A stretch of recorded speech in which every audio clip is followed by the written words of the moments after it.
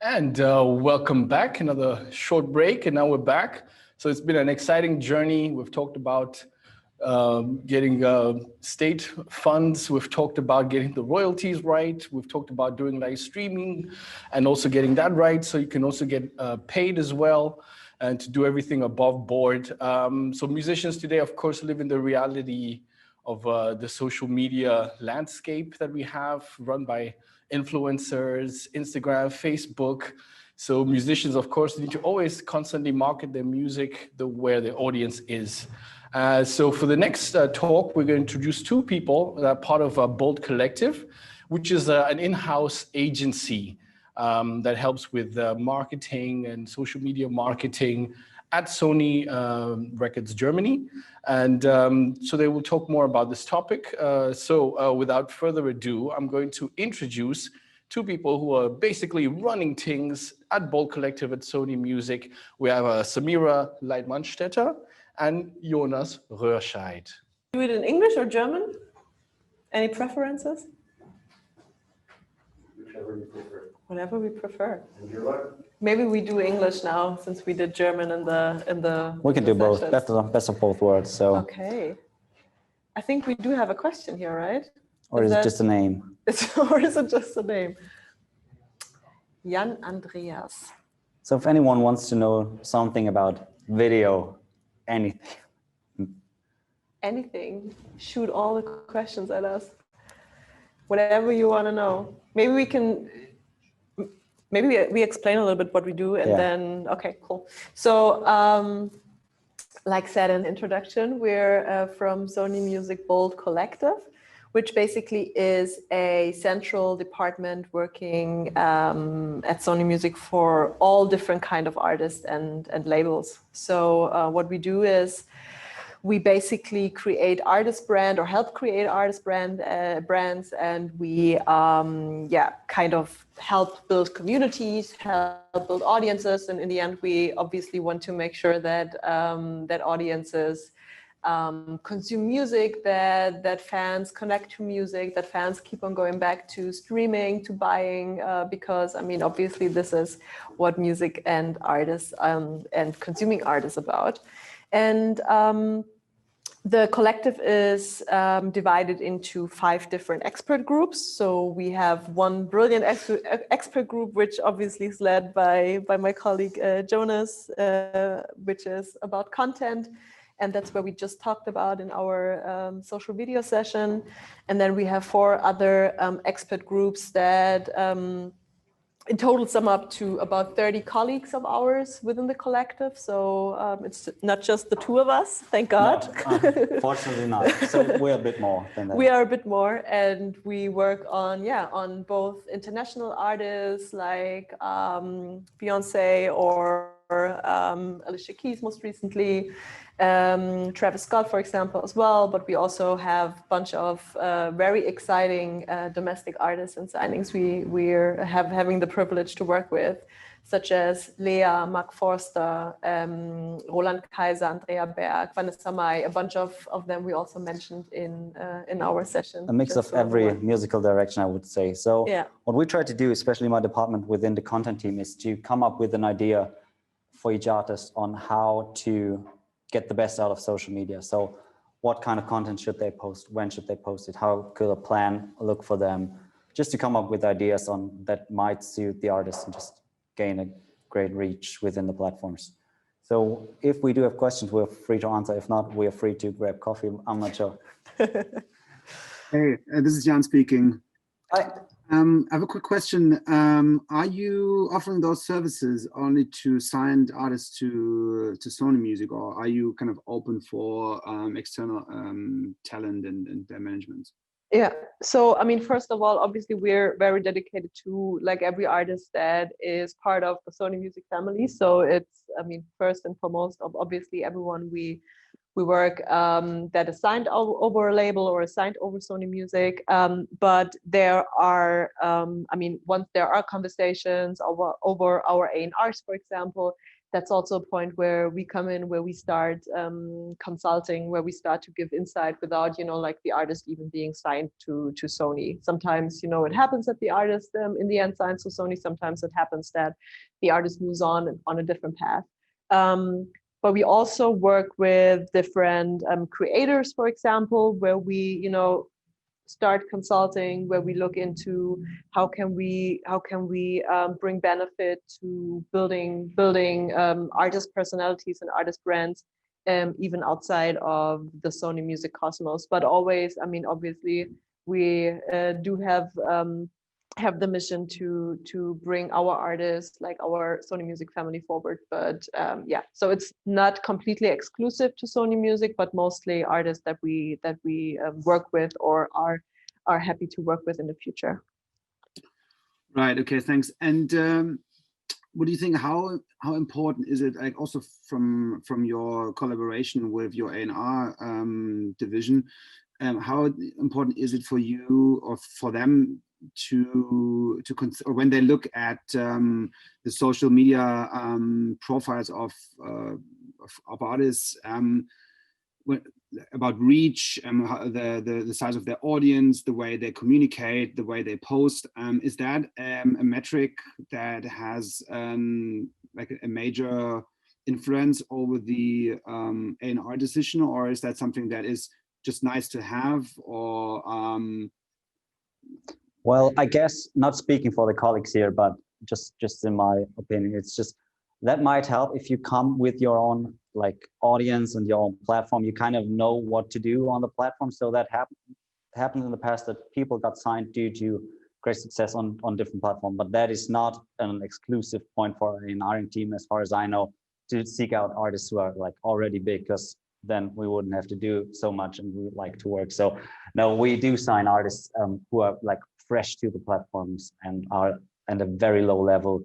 But from time to time, it happens that certain artists bring their own community with them, and that might trigger some A&R process. But I can't really go into deep into the processes. We don't sign the artists ourselves. But yeah, but I also think that, in the end, it's about music, right? And in the end, it's about music we believe in, and music we feel and we're passionate about. So the most important part is that we have trust in the music and see potential, and that's where our A&R are best with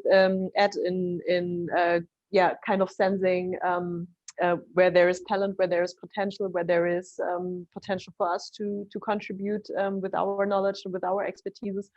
But actually, just because I think it's just a kind of like a fun note or like a fun fact, and to add to that is that about probably like 5 to 6 years ago, it was just like an add-on you could have, or like an A&R maybe came up and asked the digital expert that was familiar with the internet to to give some insight on, oh, okay, and they do have following, like how big is their following, or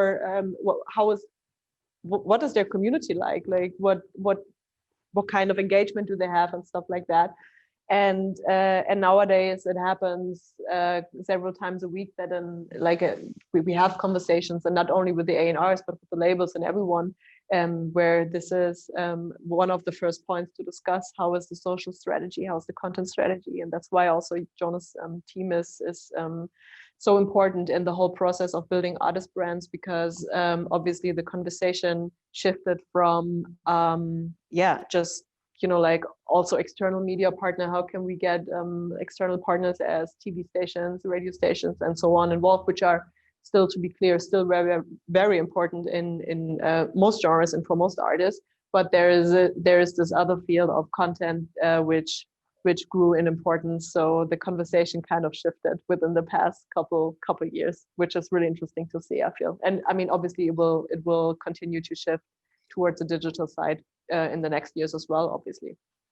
Right. And did it ever happen that that the Sony Music signed artists that actually do not have any social media platforms? Yeah, that did happen all the time. I did actually, like that was a couple of years ago. I had to install, not only once, but a couple of times, I had to install Instagram on person's phone. So yeah.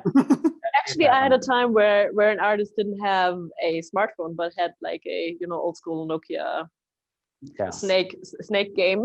So like social following isn't a it's recommended, of course, but it's not like you don't have to have it to become an artist at Sony, because in the end, as Samira said before, the music is what counts, and the rest, that's what we are for, to help the artists build a community, not especially on every platform, but on a platform that might suit the artists, and just come up with ideas on how to get active, how to feel comfortable on Instagram or TikTok or Twitter or whatever there is out there. So no, there have been places where artists had no connection with social media whatsoever. Yeah, but also I think also to clarify that is, I mean, obviously you don't have to have that when, you know, starting conversations, but it is a crucial asset. Like you have to be really committed to, in the end, be willing to build a community, because in the end, I mean, if you don't get, you know, initial support from media, if you don't get initial support from TV stations, and even they check and they ask for social following, this is like a point for them to actually book you or to bring you in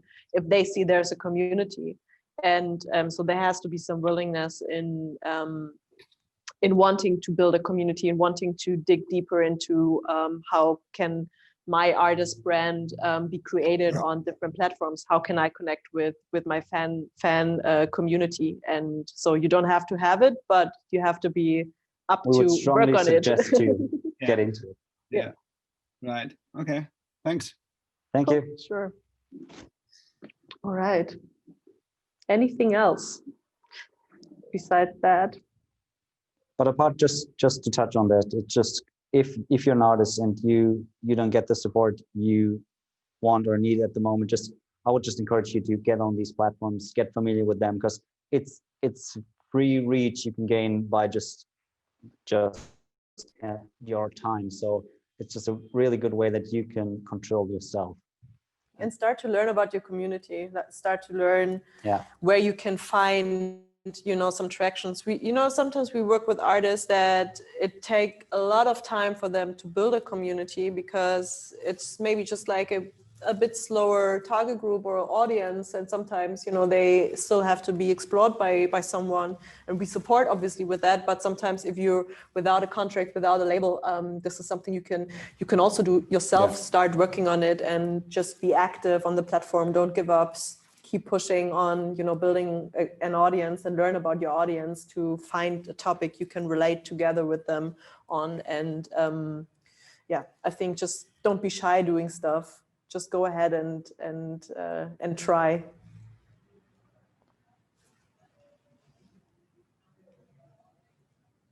I can see ourselves on the screen. It's really, it's almost like a Zoom call where you don't see, where no one is there with the pictures, and you start, But you get used to it. Over the last half year. Yeah. I have a question from the audience, so maybe you can repeat it into the microphone. Okay, sure. Yeah. How did working with Beyonce look like? How did working with Beyonce look like? Well, I actually wish I would have met her.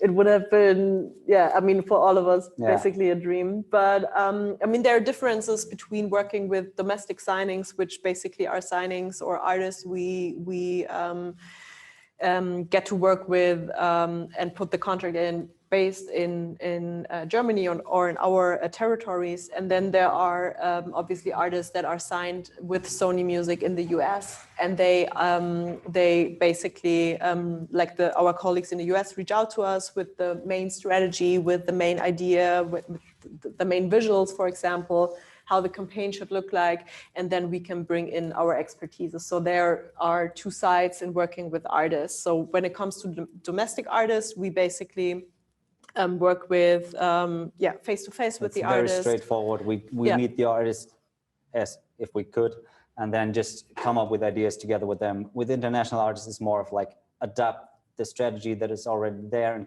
try to find ways to push the existing strategy into our existing market.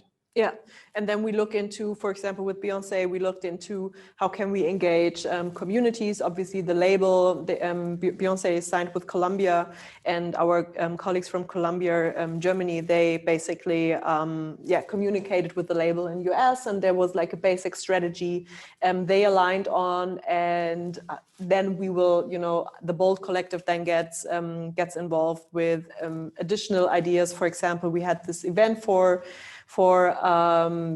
just like celebrating Beyonce as an artist and her music in total, and the whole concept. And that's where we basically invited different creators to celebrate with us. And there was, obviously there are tons of different people in the creative industry that want to be part and want to celebrate her and her art, because she's obviously magic and very special. And we also invited media press partners to the event. And in the end, it was more like a celebration of her music for everyone coming together, with her not being able to be present. But I think it was still very special for everyone being involved and being part in that celebration. So, the challenge always is with international artists, and nowadays even more, to create something and create a spark within our country and our territories without having the artists present. Because obviously at the moment, because of COVID, there is no traveling going on at the moment. But so we create ideas around it for other artists. We created like Zoom sessions, for example. We do like reaction videos, creating content with them over Zoom, trying to make the best out of it and trying to still create a story. But yeah, I think that's the biggest challenge with international artists, to not have them in the market all the time as we have with domestic artists. Yeah. So one more question. So it's a bit general, so answer how you would. Is which of the platforms you use as marketing channels would you say right now has the best return on investment? I don't know, maybe by interaction. Yeah. So the question was, which platform is the best on in regards of the return of your own investment? May that be paid or just pure time? Well, we basically are still mainly focused on the big ones, which are Instagram, YouTube, and TikTok, obviously in the last. But that really isn't. We can't really tell that for like in general for every artist, because we do have some artists who are really into Twitter, and we're just really lucky to change platforms for a bit and just really engage in Twitter. But mostly, just to be very general, I would say Instagram, YouTube, and TikTok are mainly the focus points in most campaigns. Yeah, and like Jonas said, it really depends on the artist, on the genre. Sometimes if we do like marketing on Amazon, there is like for specific artists, there is like the best turnout in the end. But also I must say that, not only paid media, but also organically, if we look into creating content, if we're looking into creating tools, there are some tools you might think that are maybe outdated, for example, but there are artists where newslettering is going off the roof. It's crazy. I personally never would have thought that newslettering is such a strong tool, but I was obviously taught different. And so there are different aspects and different parameters we definitely look into, because in the end, doing marketing, either paid or organically, there is you have to prioritize either with resources, time-wise or budget-wise. And we always look at the numbers and look what works best, but also, look into where are the audiences, where can we reach out to? And there are a bunch of amazing newsletters and campaigns around that. For example, we launched where there was, obviously, no marketing spent behind it, but more like a creative idea that converted into to really great results in the end. Yeah. Anything else? I feel like it's basically like all the questions we do every day when we meet a new artist. Yeah. Like these are the most common questions. So we have that. Maybe marketing on like platforms such as like within Spotify and the streaming services, they Yeah. probably also do separate campaigns for those? Yeah, we do paid media on those. So we do paid media on basically all platforms you could imagine, from Spotify to YouTube, Instagram, TikTok, and Snapchat, you name it. Amazon is a big part of our digital platform. So, there's a basic set of tools we like to use, but still, it really depends on the artist and which audience we want to reach. If it's a very young audience, we pretty much focus, for example, on TikTok or Snapchat, just to reach the kids with good content. If we really want to sell a product that is rather than an older community, if you will, you might just focus your budget on Amazon just by doing a pure selling point strategy. Paid media could be done quite quickly, but can be done with a lot of effort if you really want to reach the right people. So we try to come up with an individual plan on the selling side as well, on the paid media side as well, for each artist. Yeah, and it's, I mean, we do test a lot, and we do test like different platforms, and there, I mean, obviously, with, you know, different platforms trying to push certain areas of trying to push certain tools, and there is a specific, you know, time frame where, you know, if you invest in that, you get amazing results, and there are different platforms that obviously are completely over flooded, where you try to build reach and try to build engagement, and you would have to spend a lot of dollars to get the results you're trying to get. And sometimes, you know, it's worth to try different platforms, try a different strategy if you see that certain costs are just like going crazy. Yeah, and because you don't really can count on your paid media as easy as maybe in other kind of brands. Because we do sell a product that isn't like a card, which can easily be tracked down to return on investment money-wise. So we can't really track how many streams were generated, how many followers were generated within the future, how many people saw the artist live. So you can't really measure those KPIs in a good way within music. So we have to come up with different approaches on digital marketing, I guess, as most attendees might know. Right? Cool. So, any closing remarks? Closing remarks. Now say something really smart, Jonas. Keep doing what you do. No, I don't have smart remarks. Just as we said before, I mean within the time we live now, most artists, small or big, have most tools within their own hands, which haven't been the case a couple of years back. So you can really build your own presence, your own platforms, which is a good amount of time, obviously, that you need to put in, but you can grow an individual audience for yourself with quite limited access to technical stuff and just money. So I would just suggest keep doing that. And also see like everything as an ecosystem, kind of. So what we try to do is, like we said earlier, we try to connect PR with creators, with paid media, with content, with different creative formats. And in the end, if you start working with someone, or if you're working at the label yourself or at a different company in the music industry, in the end, everything is connected, and there is nothing, I mean, I think in most companies, there's a lot of potential still in using synergies and not working, you know, everyone at their own project or at their own part of the project. It's very important to align, because there is so much potential in creating a content piece that then can be communicated over to like a TV editors, as well as sometimes it's a great story for radio. Sometimes it's a great story for like a YouTube channel or so on. So I think it's key, if you're at any side in the industry, try to connect everything, and that's what we do or try to do in the collective, because it's it's very important to connect and work in a collaboration. All right. Thank you very much. Take care. Yeah, and thank you very much. That was the great and wonderful Samira, constant leading person, and Jonas Tube Cut, if you basically take their German names and somehow translate them into German. So now we're going to take a quick pause. We're going to be back at 5. This time we'll be going into the territory of 3D printing. in regards to 3D printing instruments and how that can benefit musicians in a number of ways. And we're going to be doing that talk with Ricardo Simeon at 5. So please come back because it doesn't stop getting interesting. It only gets more interesting. #MWM20.